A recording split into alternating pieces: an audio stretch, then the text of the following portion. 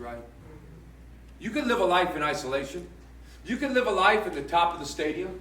You can live a life where you hear a message that feeds you. You can show up late with your big coffee drink, and you can make sure that you look the part, take pictures in front of the sign, tell everybody, I went to big church, I saw the concert, I liked the speaker. They might even sit in a stool. Pastor, man, we get in stools sometime? Nah! We're going to get a little glass podium? Nah!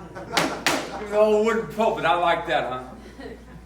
They might be afraid to say words like sinner or hell. You're supposed to be offended because we're rocks that bang into each other many times. And then we learn how to forgive. The other day I was short with the youth and I kind of snapped at one of them. And I was wrong. And I did it in front of some of the other youth. And I came back and I gathered them up. I said, hey guys, I need to say something to him. And you guys heard, so I want you to hear it. Hey, I'm sorry. I was short. I had a bad temper. You weren't even wrong about what we were talking about. I was wrong. Will you forgive me? And he was like, yeah, Pastor, it's cool. No problem. Some kids in this church don't ever see adults apologize. Some kids in this church don't ever see a husband say I'm sorry to a wife, or a wife say I'm sorry to a husband. They just don't see it. And maybe sometimes when we get offended at each other and things don't go right, maybe it is right. Maybe our response and our reaction is supposed to teach the people around us.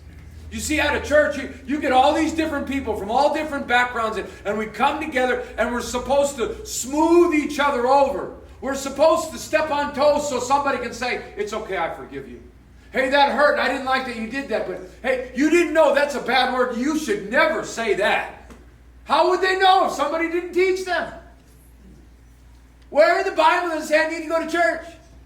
Do you read the Bible? No. Hebrews chapter 10, verse 24. Do not forsake the assembling together, as is the habit of some. What if they offend you? Then you work it out with them. What if you don't like them? Well, then you work it out. Listen, you might not, don't look at anybody right now. You might not like everybody in your family. You might be like, I hate my brother. But he's still your brother. I can't stand my cousin. He's still your cousin. You might not enjoy their company, but you're supposed to learn how to work things out in a community.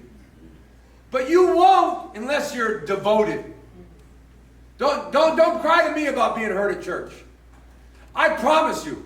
I bet none of you guys have been hurt as many times as I've been hurt by church people.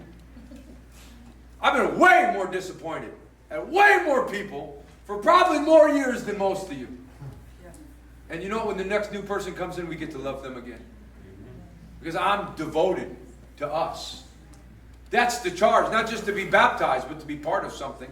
And it says, and they ate together. That's why we have potlucks. That's why we have donuts. Because we're breaking bread together. Look how many times Jesus eats in the book of Luke. All through the Gospels, you see him eating. And then we pray together. And that's why we extend a hand and lay a hand on. If two agree, it's done in heaven as it is on earth. How can we confess one to another if we're not in a congregation? We're supposed to make the congregation about prayer, a house of prayer for all nations, that we might pray one for another. I'm not just devoted to God. I'm devoted to God's children. Think about that for a minute. I'm not just devoted to God, I'm devoted to my brothers and my sisters. A number of years ago in 2012, there's a young lady named Debbie Stevens, and she was pretty shy. She didn't go out a whole lot. She liked her job. She was in like human relations at a pretty big company.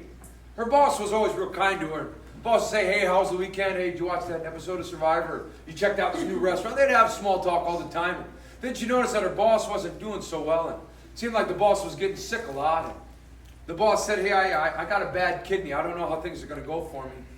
And the boss didn't have a big family or know a whole lot of people either. And it's kind of on Debbie's heart, like maybe she should give her a kidney. She thought about it for a while and said, you know what, I think I want to do that. I want to make a difference. She's been kind to me. I'll be kind to her. I'll make that sacrifice. And she asked her boss, could I talk to you? Hey, did you find anybody to donate a kidney for? And she said, no. And she goes, you know what? I'd like to see if I'm a match. I'd like to give you one of my kidneys. And the boss was like, really? Like, I didn't know we were that close. And I didn't know you would do something like that for me. Like, wow, that's incredible. Yeah, if you would, I would receive it. And so they talked to the doctors, and they had a date scheduled, and they both got cut. And Debbie's boss received that kidney, and pretty quick she came back. You know, she was in bad health, a new, good, healthy kidney. She was hitting the milestone. She was getting healthier faster than they thought she would, but Debbie wasn't. Debbie had given that kidney, and there was a little bit of an infection, and there was weakness. And the boss said to Debbie, we got a lot of work waiting for you. You mind coming back? She goes, well, I haven't finished recovering yet. Well, work's still work. You need to get here. Oh, no. And she said, well, how can you say that? I gave you my kidney. Can you give me another week? I can't give you a week. I can give you 3 days. But on Thursday, you better be in by 6 a.m., and you're going to have to stay till about 8 or 9. Oh, okay. And she tried, but she just felt so weak. She had to go home, and she didn't come on Friday and say, listen, if you don't get back to work, I need to use next year's vacation. Please just give me a little time. I'm not recovering like as fast as we thought. And so, well, there's nothing I can do. Work is work, and you're going to have to make it. And said, I gave my kidney for you. You're there because of me. And you can't give me a couple hours off. You can't give me a couple of days off. Well, I can transfer you. There's another office 50 miles away. 50 miles. So she went a few days, and the new boss fired her within a week. So she sued the company. But how treacherous is that?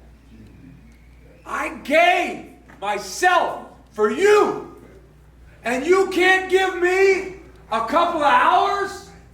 I gave my body for you, and you can't give me a couple more days? I wonder if the Lord will say that to us. I gave my son for you, and you couldn't spend some time reading my book? I gave my son for you to save you from hell, and you couldn't be kind to my sons and my daughters? The challenge is not just to be born. The challenge is to be born into a family. You have a perfect father. Oh, you got very imperfect brothers. You got very imperfect sisters. But the goal is not just to be born. The goal is to be devoted to each other. To be devoted to His Word. Let me invite the worship team to come as we prepare.